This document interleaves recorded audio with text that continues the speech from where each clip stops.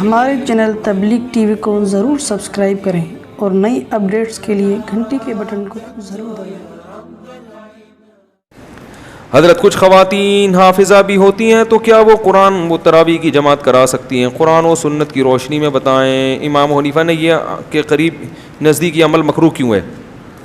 صرف ایک ہمیں حدیث ملتی ہے، حضرت عائشہ نے جماعت کروائی ہے صحابیات کے درمیان میں کھڑے ہو کر، لیکن حضرت عائشہ کے بعد کسی نے یہ عمل نہ کسی صحابیہ نے کیا، نہ صحابہ نے، نہ اسلاف نے، نہ تابعین نے، نہ حضرت عائشہ نے دوبارہ کیا۔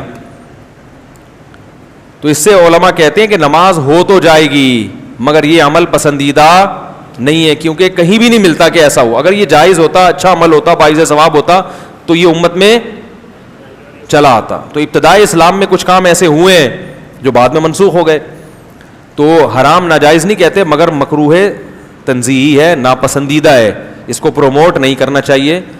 اور یہ اس لیے ناپسندیدہ ہے کہ اسلام میں عورت کی امامت پسند نہیں ہے۔ اب کم از کم ویسے تو گھروں میں خواتین مردوں کی امامت کو مانتی نہیں ہیں، تو نماز میں ہی ان کو یہ سبق ملتا ہے کہ بھائی ہمیشہ مرد ہم سے آگے کھڑے ہوں گے، نماز ہم مرد کے پیچھے پڑھیں گے۔ تو نبی کے دور میں بھی ایسا ہوتا تھا، صحابیات یا تو گھر مسجد میں آ کے نبی کی امامت میں نماز پڑھتی یا گھر میں اخپل طریقے سے نماز پڑھتی تھی، جماعت نہیں کرواتی تھی۔ اور اگر گھر میں کوئی جماعت کرواتا تو مرد ہوتا۔ تو تراویح میں بھی اس کا اہتمام کرنا چاہیے، مردوں کے پیچھے خواتین نماز پڑھیں، خود جماعت نہ کرائیں، مردوں کی اقتداء میں نماز پڑھیں۔ بھانجا ہے، بھتیجا ہے، حضرت عائشہ تو یہاں تک کرتی تھی کہ اپنے غلام کو امام بنا کے اس سے رمضان میں قرآن سنتی تھی۔ حالانکہ غلام تو بالکل ایک خادم ہوتا ہے، لیکن چونکہ مرد ہے تو غلام کا مقام تو کم ہے نا، حضرت عائشہ کا مقام تو ویسے بھی زیادہ ہے کیونکہ وہ ام المومنین ہے، وہ ماں ہیں اور نبی کی سب سے جو ہے نا چہیتی بیوی ہیں۔